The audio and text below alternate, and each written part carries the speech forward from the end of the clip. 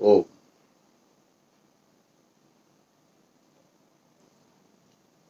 हमें जब भी कभी ज्ञान प्राप्त करना है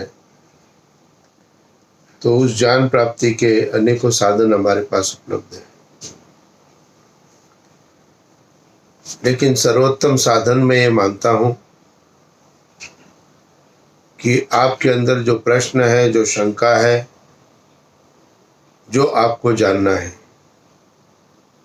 पहले आप उस पर विचार जरूर करें कि मुझे क्या जानना है, मेरे क्या प्रश्न है, हमारी कितना ज्ञान हमारे पास प्राप्त है।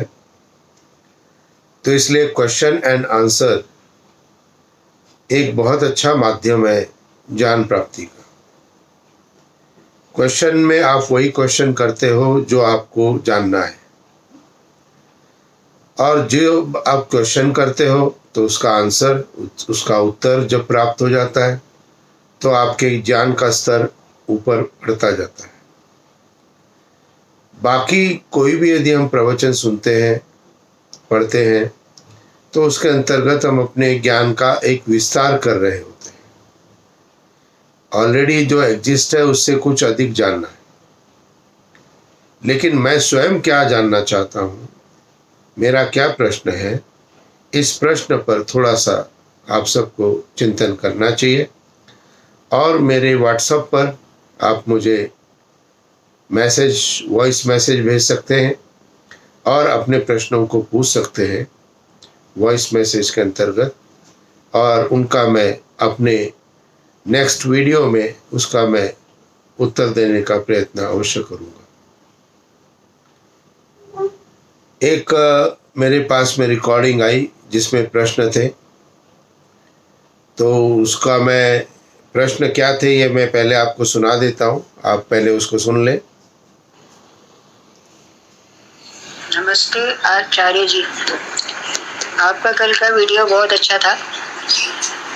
आपका ओम ओम ओम तीनों में जो अंदर आपने बताया, बहुत पहली बार ही पता चला हमें।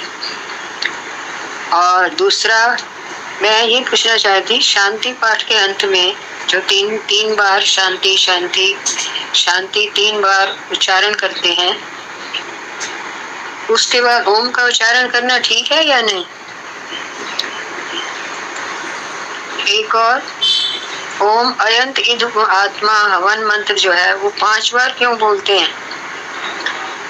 और एक त्र्यंबकम यजामहे जो मंत्र है, इसको हम 3 बार बोलते हैं, उसकी थोड़ी सी व्याख्या करने की कृपा करें। धन्यवाद। तो ये आपने सुना कि उनके 3 प्रश्न मुझे प्राप्त हुए हैं। अयंत आत्मा मंत्र 5 बार क्यों बोलते हैं, और ओम शांति शांति ओम के अंत में ओम बोलना चाहिए नहीं बोलना चाहिए, और त्र्यंबकम यजामहे जो मंत्र है, इस मंत्र का क्या अर्थ है। सबसे पहले हम विचार करते हैं कि ओम शांति शांति शांति, यह 3 बार की शांति जो है, यह हमारे 3 प्रकार के शांति के लिए हमारी एक प्रयत्न, हमारा जो है जीवन का वो है। शांति सभी चाहते हैं, कंफ्यूज रहता है किस चीज में शांति चाहिए, किस चीज में शांति नहीं चाहिए, कैसा है शांति, किस किस में चाहिए, बहुत सारी चीजें हो सकती है। लेकिन वेद ने इसको 3 बार ही डिफाइन किया है कि 3 प्रकार की शांति से व्यक्ति अपने जीवन में शांति का अनुभव कर सकता है। सबसे पहली शांति जिसके लिए हम ओम शांति शांति शांति 3 बार बोलते हैं, इसका मेरा एक वीडियो अलग भी है, आप देख लीजिएगा उसको। ओम शांति शांति शांति 3 बार क्यों, इस पर मैंने विस्तृत आपको दिया है। यहाँ पर संदर्भ में थोड़ा बता देता हूँ कि पहली शांति आपको अपने अंदर प्राप्त करनी होती है। आप अंदर से कभी अशांत न हो। दूसरी शांति दूसरे प्राणियों से हमें चाहिए, वो कोई आकर के हमारा नुकसान न कर सके। और दूसरे व्यक्ति जो होते हैं, बुरे व्यक्ति होते हैं, दुष्ट व्यक्ति होते हैं, उनसे भी हमें दूरी बना करके चलना चाहिए, अर्थात उनसे भी हमें शांति प्राप्त की अभिलाषा रखनी चाहिए। और तीसरी प्रकार की शांति जो है वो दैवीय शांति है, और दैवीय शांति में मन और आत्मा, मन और इंद्रियां भी है दैवीय शक्ति के कारण। तो इसलिए मन, इंद्रियां और परमात्मा की तरफ से जो भी कुछ हमें अशांति प्राप्त हो, उससे भी हमें शांति चाहिए। तो ये 3 प्रकार की शांति हम शांति पाठ के मंत्र के अंत में बोलते हैं। बहुत सा जगह पर बाद में ओम बोलते हैं, और इसका उत्तर यह है कि इसका कहीं पर भी विधान नहीं किया गया है, क्योंकि ओम परमात्मा का निज नाम है। तो ओम प्रत्येक मंत्र के प्रारंभ में ही बोला जाएगा। इसी प्रकार से जब हम ओम शांति शांति शांति कहते हैं तो उसके बाद ओम लिखा हुआ नहीं है, और लिखा हुआ नहीं है इसलिए हमें नहीं बोलना चाहिए। तो इसमें कोई किंतु परंतु नहीं बनता है, क्योंकि ऐसा लिखा हुआ नहीं है इसलिए हम नहीं बोलते हैं। तो इसलिए ओम शांति शांति शांति के बाद ओम फिर से नहीं बोलना है। तो इस बात का निर्देश आपके लिए है। दूसरा आपने प्रश्न किया, अयंत इदमा आत्मा मंत्र 5 बार क्यों बोलते हैं? इसका कहीं पर स्पष्ट कोई समाधान महर्षि दयानंद सरस्वती ने नहीं किया है अपने किसी भी ग्रंथ में। अब जब विचार करते हैं कि ऐसा क्यों किया गया है, तो उसके जो कारण मुझे प्रतीत होते हैं वो मैं आपको बता देता हूँ। जब हम अग्नि का स्टार्ट करते हैं, जब हम अग्नि प्रज्वलित करते हैं यज्ञ कुंड के अंदर में, तो हमें वहाँ पर यज्ञ कुंड के अंदर अग्नि प्रज्वलित करते हैं। तो पहले अग्न्याध्यान करते हैं, फिर 3 समिधाओं का चयन करते हैं, और 3 समिधाओं के चयन के बाद में फिर अयंत आत्मा की 5 आहुति देने का विधान है। अब प्रोसेस आप देखेंगे तो प्रोसेस के अंदर में हमने अग्न्याध्यान किया तो थोड़ी सी अग्नि हमने रखी, उस अग्नि को हमने बाद में 3 समिधाएं उसके ऊपर, उस छोटी सी अग्नि के ऊपर रखी।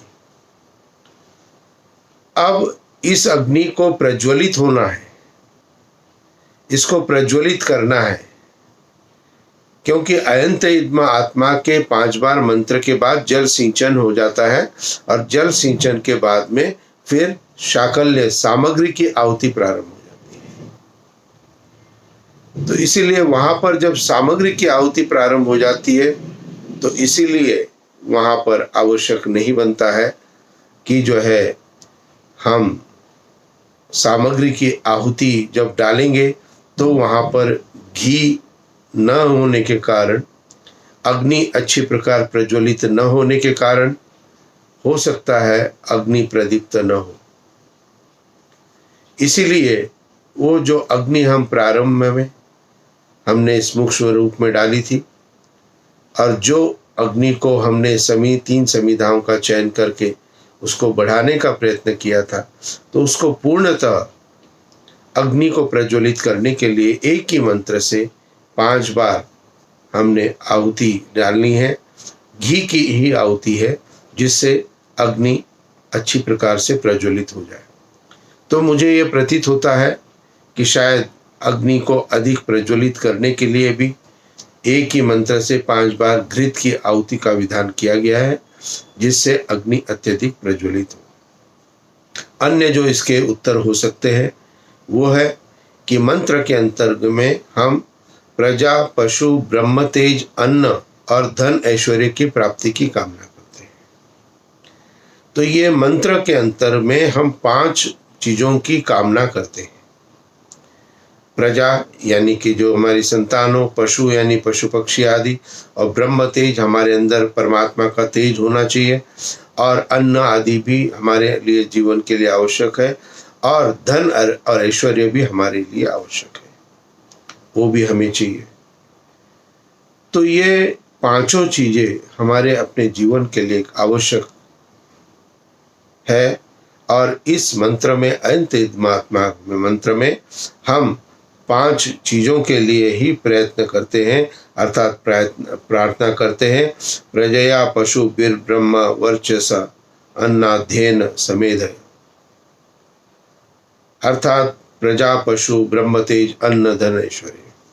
तो मंत्र जब आप पढ़ेंगे ठीक ढंग से, तब आप पूर्णतः उसको समझ पाएंगे कि आप उसके अंदर में 5 बातों की प्रार्थना कर रहे हैं। चूंकि 5 चीज़ों की प्रार्थना हम कर रहे हैं, तो हो सकता है 5 बार आहुति का विधान यहाँ पर किया गया हो।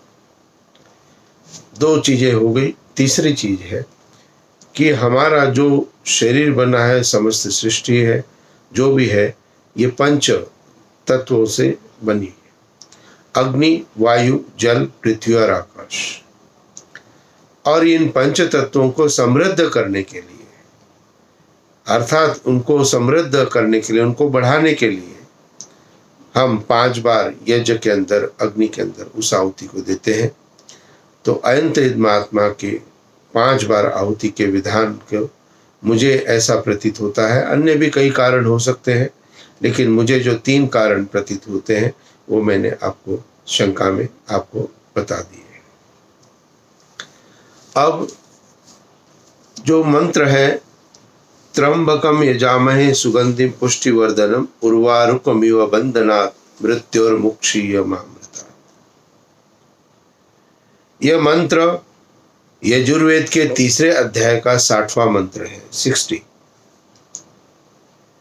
लेकिन इसके आधे भाग को ही हम आहुति में देने में, जैसी परंपराएं चली है वैसे करते हैं। अन्यथा एक और लाइन आगे है और वह उस मंत्र को पूर्ण करती है। तो इसलिए मंत्र की पूर्णता को भी ध्यान में रखना चाहिए। तो आपने जो पूछा है मुझे प्रश्न, त्र्यंबकम यजामहे सुगंधिम पुष्टिवर्धनम उर्वारुकमिव बंधनात् मृत्योर्मुक्षीयमामृतात्। इस मंत्र का जो अर्थ है, इस भाग का जो अर्थ है, वह सबसे पहले त्र्यंबकम यजामहे। अब त्र्यंबकम यजामहे, यजामहे का अर्थ है स्तुति करते हैं, प्रार्थना करते हैं। किससे? त्र्यंबकम से। अब त्र्यंबक कौन है भाई? तो त्र्यंबकम रुद्र रूप परमेश्वर। कौन सा? रुद्र रूप परमेश्वर। रुद्र अर्थात जो दंड देने वाला है।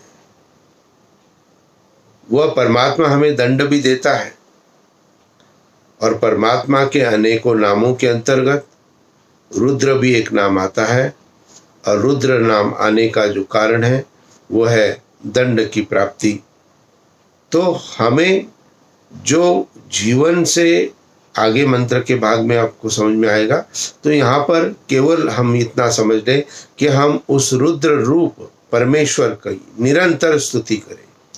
त्र्यंबकम यजामहे, रुद्र रूप परमेश्वर की, जो हमें दंड देता है परमेश्वर, उसकी हम निरंतर स्तुति करें। क्यों करें? आगे क्या कहा गया? सुगंधिम पुष्टिवर्धनम, जो शुद्ध गंध युक्त शरीर, आत्मा और समाज के बल का देने हारा है। पुष्टिवर्धनम, पुष्टि को प्राप्त कराने वाला है। पुष्टि को प्राप्त कराने से तात्पर्य क्या है? शरीर, आत्मा और समाज का, तीनों का जो बल प्रदान करने वाला है वह है परमपिता परमात्मा। ये हम जानते हैं। आत्मा के अंदर यह आत्मदा बलता, हमारे आत्मा में शक्ति होनी चाहिए। और निश्चित रूप से आत्मा के साथ में शरीर भी हमारा स्वस्थ रहे, ये भी परमात्मा से हम प्रार्थना करते हैं। और जो समाज को भी बल प्राप्त होता है वो भी परमात्मा की तरफ से होता है। तो ईश्वर को जो ध्यान करते हैं, तो वहाँ पर शरीर, आत्मा और समाज के बल को देने वाला परमात्मा है। तो पुष्टि वर्धनम, पुष्टि को देने वाला, बढ़ाने वाला। वर्धन कहते हैं बढ़ाने को, पुष्टि कहते हैं ताकत को। तो पुष्टि वर्धनम, ताकत को बढ़ाने वाला। किसकी ताकत को? आपके शरीर की, आपके आत्मा की और समाज की ताकत का। और सुगंधिम, शुद्ध गंध युक्त, अर्थात अच्छी प्रकार से बढ़ाने वाला है। अब तीसरा भाग इसका है उर्वारुकमिव बंधनात्। उर्वारुकमिव बंधनात् का अर्थ हो गया कि जैसे खरबूजा फल पककर लता के संबंध से छूटकर अमृत के तुल्य होता है। अब यहाँ पर एक उपमा दी गई है, क्योंकि इस मंत्र में उपमा अलंकार है और उपमा अलंकार के माध्यम से समझाने का प्रयत्न किया कि जैसा खरबूजा फल जब पक जाता है बेल के ऊपर तो स्वतः ही उस बेल से अलग हो जाता है, कच्चा फल अलग नहीं होगा, और जब वह फल पक जाएगा तो वह स्वतः ही अलग हो जाएगा।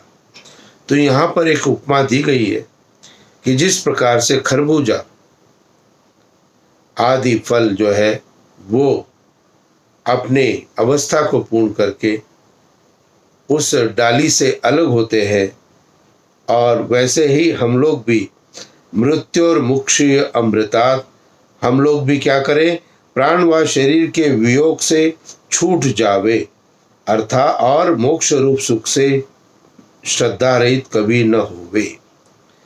प्राण व शरीर के वियोग से छूट जावे। अब यहाँ पर जो हमारे शरीर का जो नष्ट होना है वो तो आवश्यक है ही है। तो जो शरीर का नष्ट होना आवश्यक है अर्थात मृत्यु, तो यहाँ पर मृत्यु से एक दूरी के लिए कामना की गई है। और कामना के अंतर्गत क्या कहा है, कामना के अंतर्गत कहा है कि प्राण व शरीर से हम छूट जावे और मोक्ष रूप सुख से श्रद्धा रहित कभी ना हो।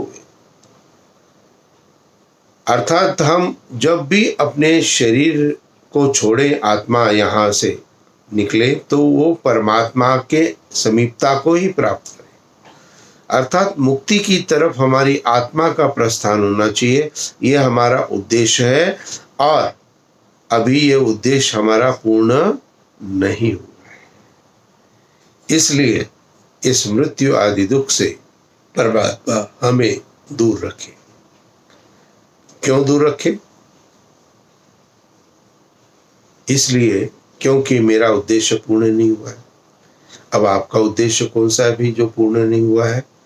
हाँ, तो धन संपत्ति तो आपने पूर्ण कर ली, आपने घर गृहस्थी भी बना ली, संतान भी हो गई और सभी व्यवस्थाएं भी ठीक है, तो पूर्णता तो हो गई।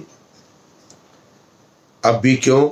अब भी इसलिए क्योंकि आध्यात्म में, ईश्वर की समीपता में मेरी आत्मा ने अभी आगे कार्य नहीं किया। तो विचार करना है हमें अपने जीवन के अंदर कि हमें अपने जीवन में उस परम पिता परमात्मा की समीपता को प्राप्त करना है। अब पका हुआ खरबूजा, अब हम पके हैं क्या? अब हम किससे? अध्यात्म से। बाकी तो जीवनचर्या में हम सभी पूर्णता को लगभग प्राप्त कर चुके, आयु को भी प्राप्त कर लिया है, बाकी सब चीजों को भी प्राप्त किया है जीवन में, और सब चीजों से सुख और आनंद में जीवन हमारा बनता चला गया। क्या रह गया है? अध्यात्म। क्या रह गया? ईश्वर की समीपता को प्राप्त करना। और इसका प्रयत्न हमें प्रारंभ से, जीवन के प्रारंभ से ही करना चाहिए होता है, लेकिन चूंकि ज्ञान नहीं था, किसी ने बताया नहीं था, कभी पता नहीं लगा, इसलिए हम केवल बाह्य सांसारिक विषय वस्तुओं के प्राप्ति में ही लगे रहे, और जो हमारा आध्यात्मिक ज्ञान है, जो हमें ईश्वर की समीपता है, उसके लिए हमने दैनिक स्तुति प्रार्थना उपासना को नहीं किया है। बहुत से लोग विचार करेंगे कि आचार्य जी हम तो रोज ही करते हैं, लेकिन ध्यान मन लगाकर स्थिर आसन करके, जैसे मैंने अपने अन्य वीडियो में बताया है, तो उस प्रकार से आपको करना चाहिए।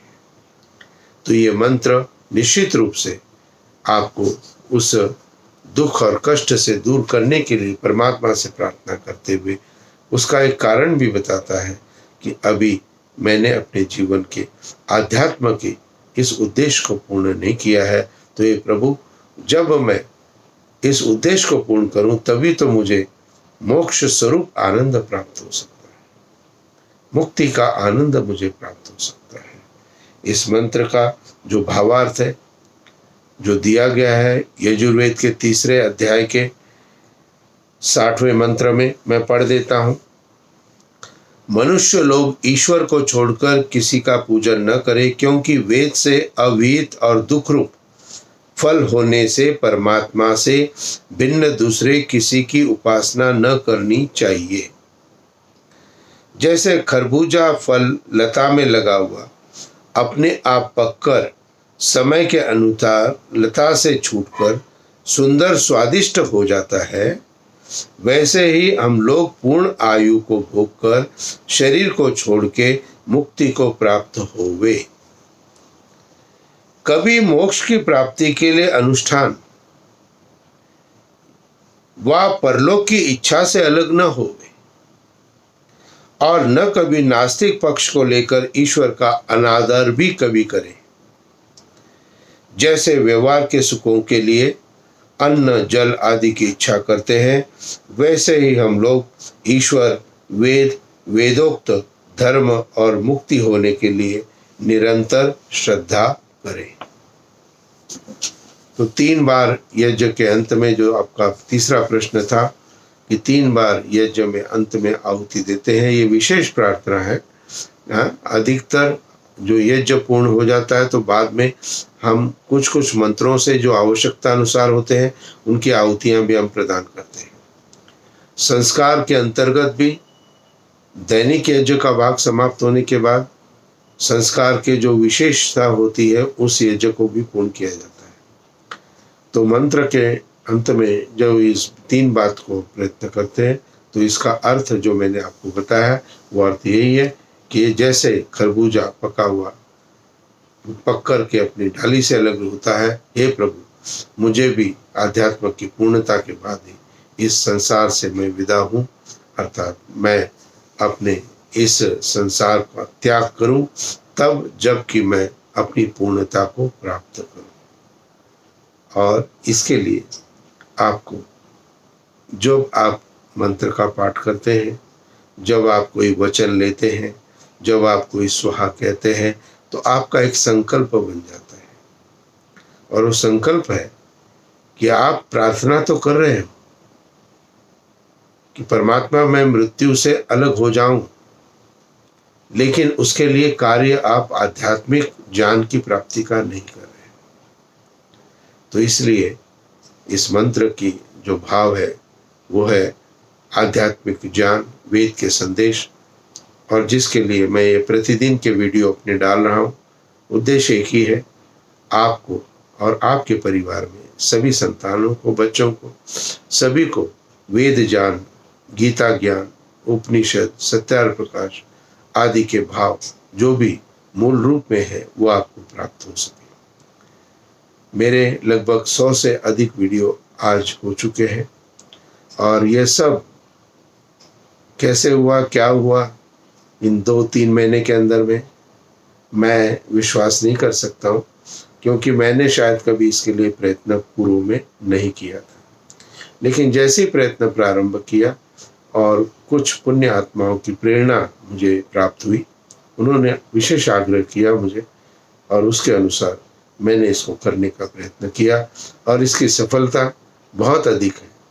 आप अपनी इच्छानुसार जब भी कभी चाहें तब आप इसको देख सकते हैं, और निरंतर एक आपका प्रवाह जीवन का, जब भी आपके पास खाली समय हो, जब भी 5-10 मिनट, 2 मिनट का भी समय हो, आप वीडियो से जुड़े, थोड़े बहुत 2-4 वाक्य ही आप सुने, थोड़ा बहुत ही वीडियो देखें, लेकिन देखना जरूर है। अध्यात्म के अंदर रिक्त समय में खाली स्थान पे रखना है। अधिकतर सोशल साइट्स के लिए जो भी हम सर्च करते हैं मोबाइल में, उसमें हम घंटों लगे रहते हैं, लेकिन शायद ये 15 से 20 या 25 मिनट का आज का वीडियो हो गया है। वैसे मैं 15 मिनट से अधिक के वीडियो नहीं डालने का प्रयत्न कर रहा हूँ, तो 25 मिनट का ये वीडियो हो गया, तो हमारा 25 मिनट का समय हमें देना चाहिए, 20 मिनट का समय देना चाहिए, 15 मिनट का। तो अधिक से अधिक मेरे वीडियो को देखिए, और जिन्होंने सब्सक्राइब नहीं किया वो सब्सक्राइब जरूर करें और अन्य लोगों को भी इन वीडियो को भेजने का प्रयत्न करें जिससे उन्हें भी ज्ञान प्राप्त हो सके।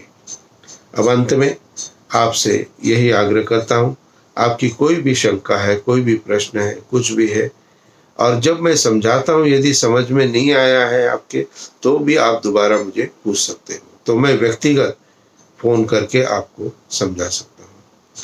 तो ये एक प्रक्रिया को आज हम नए रूप दे रहे हैं, क्वेश्चन एंड आंसर। तो आपका क्वेश्चन होगा, मेरा आंसर होगा, सप्रमाण होगा, प्रमाण के साथ होगा, और उस प्रमाण के साथ जो अपने क्वेश्चन का आंसर को प्राप्त करते हुए आप अपने ज्ञान को आगे बढ़ाने का प्रयत्न निरंतर करते रहे और आगे बढ़ते रहे। आप सभी के लिए ईश्वर से प्रार्थना करता हूँ। इति ओम शांति